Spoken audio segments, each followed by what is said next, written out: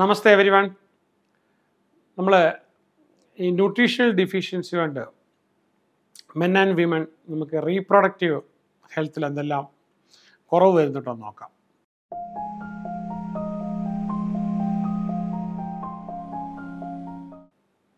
Fertility കുറയുന്നത്, അതുമായിട്ട് ബന്ധപ്പെട്ട കാര്യങ്ങൾ. അയൺ ഡെഫിഷ്യൻസി കൊണ്ട് നിങ്ങൾക്ക് എല്ലാം അറിയാം, ഹീമോഗ്ലോബിൻ കുറയുന്നു. അപ്പോൾ അത് സെല്ലുകളിലേക്ക് ഓക്സിജൻ കൊണ്ടുവന്ന് കുറയുന്നത് കൊണ്ട് അനീമിയ വരുന്നു. അതുപോലെ തന്നെ റീപ്രൊഡക്റ്റീവ് സഫീഷ്യൻ്റ് ആയിട്ടുള്ള അയൺ സപ്ലിമെൻ്റ് ഇല്ലാതെ വരുന്നു. അത് നമുക്ക് വരുന്നതുകൊണ്ട് സ്ത്രീകൾക്കൊക്കെ ഇറഗുലറായിട്ട് മെൻസ്ട്രൽ സർക്കിൾ, ഡിക്രീസ്ഡ് ഫെർട്ടിലിറ്റി, അപ്പോൾ ഇങ്ങനെയുള്ള കോംപ്ലിക്കേഷൻസ് ഡ്യൂറിങ് പ്രഗ്നൻസി ഇതെല്ലാം വരുന്നുണ്ട്. ഇതാണെന്ന് അവർ മനസ്സിലാക്കുന്നില്ല. അപ്പം അതുകൊണ്ട് പലപ്പോഴും നമുക്ക് അയൺ സപ്ലിമെൻ്റ് കൊടുക്കാറുണ്ട്. ഫോളിക് ആസിഡ് ഡെഫിഷ്യൻസി കൊണ്ട് വരുന്നത് വൈറ്റമിൻ B9. അപ്പോൾ DNA സിന്തസിസ് നടക്കാതിരിക്കുക, cell division, inadequate folic acid levels കൊണ്ട് ഇൻക്രീസ് ഇൻ റിസ്ക്, അതായത് പ്രത്യേകിച്ച് ഇൻഫൻറ്റിന് വരാവുന്ന പല ഡിഫക്ട്സ് വരാം, ഫെർട്ടിലിറ്റി അഫക്റ്റ് ചെയ്യാം, മെൻ ആൻഡ് വിമൻ രണ്ടുപേർക്കും വരാം. സിങ്കിൻ്റെ ഡിഫിഷ്യൻസി കൊണ്ട് വളരെ ക്രൂഷ്യൽ റോളാണ് ഈ റീപ്രൊഡക്റ്റീവ് ഹെൽത്തിനകത്ത്, സ്പേം പ്രൊഡക്ഷനകത്ത്, ഹോർമോൺ പ്രൊഡക്ഷനകത്ത്, ഹോർമോൺ റെഗുലേഷനകത്ത്, എഗ് ഡെവലപ്മെൻറ്റിനകത്ത്. Zinc deficiency lead to reduced fertility, സ്പേമിൻ്റെ ക്വാളിറ്റി നഷ്ടപ്പെടും, പ്രഗ്നൻസിക്ക് കോംപ്ലിക്കേഷൻസ് ഉണ്ടാകും. വൈറ്റമിൻ ഡിയുടെ ഡെഫിഷ്യൻസി കൊണ്ട് നമുക്ക് പ്രധാനമായിട്ടും റീപ്രൊഡക്റ്റീവ് ഹോർമോണിൻ്റെ ഇംബാലൻസ് വരും, പിന്നെ അതിൻ്റെ റെഗുലേഷൻസ് വരും, ഓവറോൾ റീപ്രൊഡക്റ്റീവ് ഹെൽത്തിനെ ബാധിക്കുന്നുണ്ട്. ഡെഫിഷ്യൻസി ഇൻ വൈറ്റമിൻ ഡി കൊണ്ട് നമുക്ക് മെൻസ്ട്രൽ ഇറഗുലാരിറ്റീസ്, സ്ത്രീകൾ ഒരുപാട് പേര് മനസ്സിലാക്കുന്നില്ല, റെഡ്യൂസ്ഡ് ഫെർട്ടിലിറ്റി, അപ്പോൾ അതൊരു വലിയ റിസ്ക് ആയിട്ട് പ്രഗ്നൻസിയുമായിട്ട് കോംപ്ലിക്കേഷൻസ് വരുന്നു. വൈറ്റമിൻ സിയുടെ ഡെഫിഷ്യൻസി കൊണ്ട് പലപ്പോഴും ഇത് ശരിക്കും പറഞ്ഞു കഴിഞ്ഞാൽ സ്പേമിനെ പ്രൊട്ടക്റ്റ് ചെയ്യാനായിട്ട്, സ്പേമിൻ്റെ ഇൻറ്റഗ്രിറ്റി, അപ്പോൾ ഡെഫിഷ്യൻസി വൈറ്റമിൻ സി പ്രധാനമായിട്ടും ഫേമിൻ്റെ ക്വാളിറ്റി കുറയുകയും, അപ്പോൾ അതുപോലെ തന്നെ നമുക്ക് ഫെർട്ടിലിറ്റി കുറയുകയും ചെയ്യുന്നുണ്ട്. omega-3 ഫാറ്റി ആസിഡ്സ് കുറവുകൊണ്ട് നമുക്ക് DHA കുറയുന്നു. DHA കുറയുന്നത് കൊണ്ട് റീപ്രൊഡക്റ്റീവ് ഹെൽത്തിനെ ബാധിക്കുന്നു. omega-3 കഴിക്കാതിരിക്കുന്നതുകൊണ്ട്, ലേസപ്പ് എടുക്കാത്തതുകൊണ്ട് സ്പേം ക്വാളിറ്റി നഷ്ടപ്പെടുന്നു, ഹോർമോണൽ ഇംബാലൻസ് വരുന്നു, സ്ത്രീകൾക്കാണെങ്കിൽ മെൻസ്ട്രൽ ഇറഗുലാരിറ്റീസ് വരുന്നു. അതുപോലെ തന്നെ വൈറ്റമിൻ ഇയുടെ കുറവ് വരുന്നതുകൊണ്ട്, ഡെഫിഷ്യൻസി വരുന്നതുകൊണ്ട് നമുക്ക് ആൻറ്റി ഓക്സിഡൻ്റ് അഭാവം അവിടെ വരുന്നുണ്ട്, ഡാമേജ് വരുന്നുണ്ട്. നമുക്ക് inadequate levels of vitamin E, അത് ഓക്സിഡേറ്റീവ് സ്ട്രെസ് ഒരുപാട് കൂടുന്നുണ്ട്, നെഗറ്റീവ് ഇമ്പാക്റ്റ് റീപ്രൊഡക്റ്റീവ് ഹെൽത്തിനെ ബാധിക്കും, ഫെർട്ടിലിറ്റി ഇഷ്യൂസിനെ അത് ശരിക്കും ബാധിക്കുന്നുണ്ട്. പിന്നെ വൈറ്റമിൻ B12 ഡെഫിഷ്യൻസി ഉണ്ട്. അതുകൊണ്ട് വരുന്നത് ബ്ലഡ് സെൽസിൻ്റെ ഫോർമേഷൻ, DNA സിന്തസിസ്, ഡെഫിഷ്യൻസി ഈ B12 വരുന്നതുകൊണ്ട് അനീമിയ വരും, ഫെർട്ടിലിറ്റി അത് ബാധിക്കുന്നുണ്ട്, റിസ്ക് ഓഫ് പ്രഗ്നൻസി കോംപ്ലിക്കേഷൻസ് വരുന്നുണ്ട്. കാൽഷ്യം ഡെഫിഷ്യൻസി പൊതുവേ ഉള്ളതാണ്, അപ്പോൾ അതിനകത്ത് ബോൺ ഹെൽത്തിന് വേണം, അതുപോലെ തന്നെ മസിൽ ഫങ്ഷന് വേണം, പിന്നെ അതുപോലെ റീപ്രൊഡക്റ്റീവ് സിസ്റ്റത്തെ അത് ബാധിക്കുന്നു. ഇന്നാഡിക്വേറ്റ് കാൽഷ്യം ഇൻടേക്ക് കൊണ്ട് മെൻസ്ട്രൽ ഇറഗുലാരിറ്റീസ് വരും. അതല്ലെങ്കിൽ നമുക്കൊരു പ്രീ മെൻസ്ട്രൽ സിൻഡ്രം വല്ലാതെ ബാധിക്കുന്നുണ്ടാകും. മഗ്നീഷ്യത്തിൻ്റെ കുറവുണ്ട്.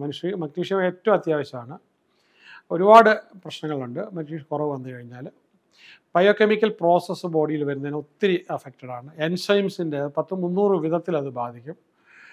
മഗ്നീഷ്യം റീപ്രൊഡക്റ്റീവ് ഹോർമോൺസിനെ ഡിസ്റപ്റ്റ് ചെയ്യും, ബാലൻസ് നഷ്ടപ്പെടും, ഓവുലേഷനെ ബാധിക്കും, മെൻസ്ട്രൽ ഇറഗുലാരിറ്റീസ് വരും. അതുപോലെ തന്നെ അയോഡിൻ ഡെഫിഷ്യൻസി നമ്മൾ പറയാറുണ്ട്, ഉപ്പിൻ്റെ, അതിൻ്റെ നമുക്ക് അയോഡിൻ ചേർന്നത്, അപ്പോൾ തൈറോയ്ഡ് ഹോർമോൺസിൻ്റെ അത് crucial role in reproductive health. അപ്പോൾ അയോഡിൻ ലെവൽ കുറയുന്നത് കൊണ്ട് തൈറോയ്ഡ് ഡിസ്ഫങ്ഷൻ വരുന്നു, മെൻസ്ട്രൽ ഇറഗുലാരിറ്റീസും ഇമ്പയർഡ് ഫെർട്ടിലിറ്റിയും വരുന്നു. വൈറ്റമിൻ എ ഡെഫിഷ്യൻസി കൊണ്ട് വരുന്നത് റീപ്രൊഡക്റ്റീവ് ടിഷ്യൂസ് ഡെവലപ്മെൻറ്റ്, അതുപോലെ തന്നെ നമുക്ക് ഇമ്പയർഡ് സ്പേം പ്രൊഡക്ഷൻ വരുന്നു, ഡിക്രീസ്ഡ് പ്രൊഡക്ടിവിറ്റി വരുന്നു. അപ്പോൾ അതുമായിട്ട് ബന്ധപ്പെട്ട പ്രഗ്നൻസിയിൽ വരുന്ന കോംപ്ലിക്കേഷൻസ് എല്ലാം വരുന്നു.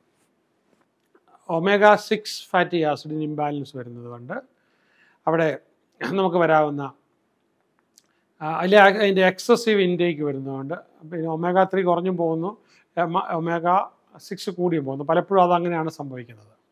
1:1 നമ്മൾ കൺസ്യൂം ചെയ്യുവാണ് ഏറ്റവും നല്ലത്. അതിൻ്റെ ഇൻഫ്ലമേഷൻ ബോഡിയിൽ ഒരുപാട് കൂടുന്നു, ഹോർമോണൽ ഇംബാലൻസസ് വരുന്നു, റീപ്രൊഡക്റ്റീവ് ഹെൽത്തിനെ ബാധിക്കുന്നു. പ്രോട്ടീൻ ഡിഫിഷ്യൻസി വരുന്നതുകൊണ്ട്, പ്രോട്ടീൻ ഇൻടേക്ക് കുറയുന്നതുകൊണ്ട് ഓവുലേഷനെ ബാധിക്കുന്നു, സ്പേം ക്വാളിറ്റിയെ ബാധിക്കുന്നു, മെൻസ്ട്രൽ ഇറഗുലാരിറ്റീസ് വരുന്നു, ഫെർട്ടിലിറ്റിയെ ബാധിക്കുന്നു, മൊത്തത്തിലുള്ള റീപ്രൊഡക്റ്റീവ് ഹെൽത്തിനെ ബാധിക്കുന്നു. സെലീനിയം ഡിഫിഷ്യൻസി വരുന്നതുകൊണ്ട്, അപ്പോൾ വളരെ എസെൻഷ്യൽ ആയിട്ടുള്ള ട്രേസ് മിനറലാണ്. അപ്പോൾ അതുകൊണ്ട് ഹോർമോൺസിനെ ബാധിക്കുന്നു. പിന്നെ അതുകൊണ്ട് തന്നെ നമുക്ക് തൈറോയ്ഡ് ഫങ്ഷൻ മോശമാകുന്നു, റീപ്രൊഡക്റ്റീവ് ഹെൽത്തിനെ, ഫെർട്ടിലിറ്റിയെ ബാധിക്കുന്നു. B6 ഡിഫിഷ്യൻസി ഉണ്ട്. ഹോർമോണിൽ നമുക്ക് റെഗുലേഷൻസ് കറക്റ്റ് നടക്കുന്നില്ല, ന്യൂറോ ട്രാൻസ്മിറ്റേഴ്സ് കറക്റ്റായിട്ട് നടക്കുന്നില്ല. അപ്പം B6 കറക്റ്റായിട്ടുള്ളത് കൊണ്ട് hormone imbalance, irregular menstrual circle, decreased ആയിട്ടുള്ള ഫെർട്ടിലിറ്റി വരുന്നു. അതുപോലെ തന്നെ വൈറ്റമിൻ കെയുടെ ഡിഫിഷ്യൻസി വരുന്നത് കൊണ്ട് നമുക്ക് ബ്ലഡ് ക്ലോട്ടിങ്ങിന്, ബോൺ ഹെൽത്തിന് ഇന്നാഡിക്വേറ്റ് വൈറ്റമിൻ കെ വരുന്നത് കൊണ്ട് risk of excessive bleeding during menstrual circle, അതിനിപ്പോൾ പ്രഗ്നൻസി അഫക്റ്റ് ചെയ്യുന്നുണ്ട്, റീപ്രൊഡക്റ്റീവ് ഹെൽത്തിനെ ബാധിക്കുന്നുണ്ട്, ഡേഞ്ചറസ് ആണ്. omega-3 ഇംബാലൻസ് വരുന്നത് കൊണ്ട് തന്നെ നമുക്ക് ഈ റീപ്രൊഡക്റ്റീവ് ഹെൽത്തിനെ മൊത്തത്തിൽ അത് ബാധിക്കുന്നുണ്ട്. അപ്പം നമ്മളെപ്പോഴും omega-3 omega-6 1:1 എന്നുള്ള രീതിയിൽ നമ്മൾ ഇൻടേക്ക് എടുത്തെങ്കിൽ മാത്രമേ അത് കറക്റ്റ് ആവുകയുള്ളൂ. ഇനി നമുക്ക് കൊളൈൻ ഡിഫിഷ്യൻസി കൊണ്ട് നമുക്ക് വരുന്നത്, നമുക്ക് ഫെർട്ടിലിറ്റിയെ ബാധിക്കുന്നുണ്ട്, ബ്രെയിൻ ഡെവലപ്മെൻറ്റിനെ, പ്രത്യേകിച്ച് കുട്ടിയുടെ ബ്രെയിൻ ഡെവലപ്മെൻറ്റിനെ ബാധിക്കുന്നുണ്ട്, ഓവറോൾ റീപ്രൊഡക്റ്റീവ് ഹെൽത്തിനെ ബാധിക്കുന്നുണ്ട്. അതുകൊണ്ട് തന്നെ നമുക്ക് പ്രഗ്നൻസി സമയത്ത് ഇത് ആഡിക്വേറ്റായിട്ട് എടുക്കേണ്ടതുണ്ട്. പിന്നെ വിറ്റമിൻ 2 റൈബോഫ്ലാവിൻ, അതിൻ്റെ ഡിഫിഷ്യൻസി കൊണ്ട് നമുക്ക് എനർജി ആവശ്യത്തിന് പ്രൊഡ്യൂസ് ചെയ്യത്തില്ല, മെറ്റബോളിസം കറക്റ്റായിട്ട് നടക്കത്തില്ല, കാർബോഹൈഡ്രേറ്റിൽ നിന്ന് എനർജി ഉൽപ്പാദിപ്പിക്കത്തില്ല, ഫാറ്റ് അല്ലെ പ്രോട്ടീൻ അവിടെ നിൽക്കുന്നു. അപ്പോൾ അത് മൊത്തത്തിൽ വരുമ്പോഴത്തേക്കും റീപ്രൊഡക്റ്റീവ് സൈക്കിളിനെ, റീപ്രൊഡക്റ്റീവ് ഹെൽത്തിനെ ബാധിക്കുന്നു. വൈറ്റമിൻ B3 നിയാസിൻ വരുന്നത് കൊണ്ട് നമുക്ക് സെക്സ് ഹോർമോൺസ്, അതിൻ്റെ DNA റിപ്പയർ, അപ്പോൾ ഇതൊക്കെ നമുക്ക് വരുന്നുണ്ട്. ഹോർമോണൽ ഇംബാലൻസ് വരുന്നുണ്ട്, ഫെർട്ടിലിറ്റിയെ ബാധിക്കുന്നുണ്ട്. അതുപോലെ നമ്മൾ മാംഗനീസിൻ്റെ കുറവ് കൊണ്ട്, ഡിഫിഷ്യൻസി കൊണ്ട് നമുക്ക്, അതൊരു ട്രേസ് മിനറലാണ്. അപ്പോൾ അതിൻ്റെ അതുകൊണ്ട് റീപ്രൊഡക്റ്റീവ് ഹെൽത്തിനെ ഡിഫിഷ്യൻസി നന്നായിട്ട് ബാധിച്ചിട്ട് റീപ്രൊഡക്റ്റീവ് ഹെൽത്തിനെ, ഫെർട്ടിലിറ്റിയെ ബാധിക്കുന്നുണ്ട്. B5 പിന്നെ പാൻറ്റോത്തനിക് ആസിഡ്, ഇതിനകത്ത് നമുക്ക് വരുന്നത് പിന്നെ പാൻറ്റോത്തനിക് ആസിഡിൻ്റെ ആ ഒരു കുറവ് വരുന്നത് കൊണ്ട് ഹോർമോൺ സിന്തസിസ് കറക്റ്റായി നടക്കുന്നില്ല, മെറ്റബോളിസം നടക്കുന്നില്ല. അതുകൊണ്ട് തന്നെ നമുക്ക് ഇംബാലൻസ് ഉണ്ടായ റീപ്രൊഡക്റ്റീവ് ഹെൽത്തിനെ കാര്യമായിട്ട് ബാധിക്കുന്നത്. അതേപോലെ തന്നെ B7 ബയോട്ടിൻ, അതിനകത്ത് നമുക്ക് എനർജി വേണ്ട വിധത്തിൽ ഉൽപ്പാദിപ്പിക്കുന്നില്ല, മെറ്റബോളിസം കറക്റ്റ് നടക്കുന്നില്ല. അത് നമ്മുടെ ഹോർമോണിൻ്റെ ഇംബാലൻസിലേക്ക് പോയി റീപ്രൊഡക്റ്റീവ് ഹെൽത്തിനെ ബാധിക്കുന്നു. പിന്നെ B1 തിയമൻ, ഇതിൻ്റെ കുറവ് കൊണ്ട് നമുക്ക് വരുന്നത് നെർവ് ഫങ്ഷൻ ഇന്നാഡിക്വേറ്റ് തിയമൻ ലെവൽ വരുന്നത് കൊണ്ട് റീപ്രൊഡക്റ്റീവ് ഹെൽത്തിനെ, ഫെർട്ടിലിറ്റിയെ ബാധിക്കുന്നു. പിന്നെ B9 ഫൊലേറ്റ്, അതുകൊണ്ട് തന്നെ DNA സിന്തസിസിനെ ബാധിക്കുന്നു, സെൽ ഡിവിഷനെ ബാധിക്കുന്നു. അതുവഴി നമുക്ക് നന്നായിട്ട് ബർത്ത് ഡിഫക്ട്സ് കുട്ടികൾക്ക് വരാനുള്ള സാധ്യത വരുന്നു, കാര്യമായിട്ട് വരാനുള്ള ചാൻസ് വരുന്നു. B12 ഡിഫിഷ്യൻസി ഉണ്ട് നമുക്ക് വരാവുന്നത്. റെഡ് ബ്ലഡ് സെൽസിൻ്റെ പ്രൊഡക്ഷൻ കുറയുന്നു, നെർവ് ഫങ്ഷനെ ബാധിക്കുന്നു. അതുപോലെ ഡിഫിഷ്യൻസി ഇൻ വൈറ്റമിൻ 12 അത് അനീമിയയിൽ സഹായിക്കുന്നു. പിന്നെ അതുപോലെ തന്നെ ഇൻഫെർട്ടിലിറ്റി വരാനായിട്ട്, പിന്നെ പ്രഗ്നൻസിക്ക് കോംപ്ലിക്കേഷൻസ് വരാവുന്നു. എസെൻഷ്യൽ ഫാറ്റി ആസിഡ്സിൻ്റെ ഡിഫിഷ്യൻസി കൊണ്ട് ഉണ്ടാകുന്ന കുറേ പ്രശ്നങ്ങളുണ്ട്. അപ്പോൾ അതുകൊണ്ട് അതിൻ്റെ ഹോർമോൺ പ്രൊഡക്ഷനെയാണ് ഏറ്റവും കൂടുതൽ റീപ്രൊഡക്റ്റീവ് ഹെൽത്തിനെ ബാധിക്കുന്നു. അതുകൊണ്ട് നമുക്ക് അടുത്ത കുട്ടികൾ നന്നായിട്ട് വരണമെന്നില്ല. പിന്നെ ഇയുടെ ഡിഫിഷ്യൻസി പറഞ്ഞു, അയോഡിൻ്റെ ഡിഫിഷ്യൻസി കൊണ്ട് നമുക്കത് പല വിധത്തിൽ, സെലീനിയത്തിൻ്റെ ഡിഫിഷ്യൻസി കൊണ്ട് നമുക്ക് വരാവുന്നത്. അതേപോലെ തന്നെ നമുക്ക് ഡിയുടെ ഡിഫിഷ്യൻസി കൊണ്ട് വരുന്നത്, കാൽഷ്യത്തിൻ്റെ ഡിഫിഷ്യൻസി കൊണ്ട് വരുന്നത്, പ്രോട്ടീൻ്റെ ഡിഫിഷ്യൻസി കൊണ്ട് വരുന്നത്.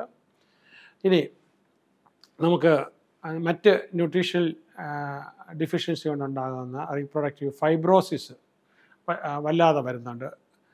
പിന്നെ അത് നമുക്ക് നമ്മളെ വല്ലാതെ ബാധിക്കുന്നു. അപ്പം അതുകൂടാതെ നമുക്ക് ഈ പിന്നെ ഇമ്മ്യൂൺ ഡിസോർഡർ നമുക്ക് വരാം. ഇപ്പോൾ ജനറ്റിക് ഫാക്ടേഴ്സിനെ അത് ബാധിക്കാം, ഇൻഫെക്ഷൻസ് ഉണ്ടാക്കാം, ഓട്ടോ ഇമ്മ്യൂൺ ഡിസീസ് വളരെ കൂടാനായിട്ടുള്ള സാധ്യതയുണ്ട്. പിന്നെ നമുക്ക് മറ്റ് പൊതുവെ വരാവുന്ന നമുക്ക് വരാവുന്ന ഈ ഡെഫിഷ്യൻസി കൂടെ പലപ്പോഴും നമുക്ക് ഈ മെൻ്റൽ ഹെൽത്തിനെ, ഓട്ടോ ഇമ്മ്യൂൺ പ്രോബ്ലത്തെ, ആർത്രൈറ്റിസ് പോലുള്ള ഈ അസുഖത്തൊക്കെ നമുക്ക് ബാധിക്കാനുള്ള സാധ്യത വളരെ വളരെ വളരെ കൂടുതലാണ്. അതേപോലെ തന്നെ നമുക്ക് ഈ അയൺ ഡെഫിഷ്യൻസി അത് പല വിധത്തിൽ നമുക്ക് തിരിച്ചു മറിച്ചുമൊക്കെ, ഇപ്പോൾ സിങ്ക് ഡെഫിഷ്യൻസി കൊണ്ട് ബാധിക്കാവുന്നത്. ഇങ്ങനെ നമുക്ക് ഈ പൊതുവേ ഞാൻ വളരെ മിനിമം കാര്യങ്ങൾ മാത്രമാണ് ഇവിടെ പറയുന്നത്.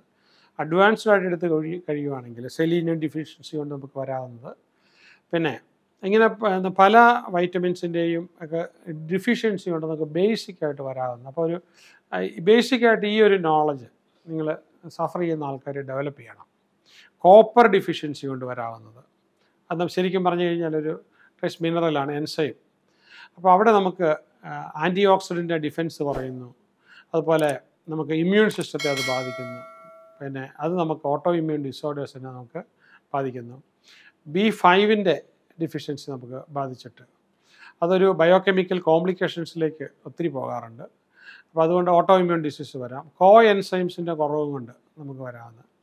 അതുകൊണ്ട് സെല്ലുലാർ എനർജി പ്രൊഡക്ഷൻ വേണ്ട വിധമാക്കത്തില്ല, എപ്പോഴും ക്ഷീണവും പ്രയാസമൊക്കെ ആയിരിക്കും. B2 ഡെഫിഷ്യൻസി കൊണ്ട് നമുക്ക് അതുകൊണ്ട് വരാവുന്ന മെറ്റബോളിക് പ്രോസസ്സിൻ്റെ കുറവ് കൊണ്ട് നമുക്ക് വരാവുന്ന ഒത്തിരി പ്രയാസങ്ങളുണ്ട്. അതുപോലെ L-അർജിനൈൻ്റെ ഡെഫിഷ്യൻസി ഉണ്ട്. ഇത് ബേസിക്കലി അമിനോ ആസിഡാണ്.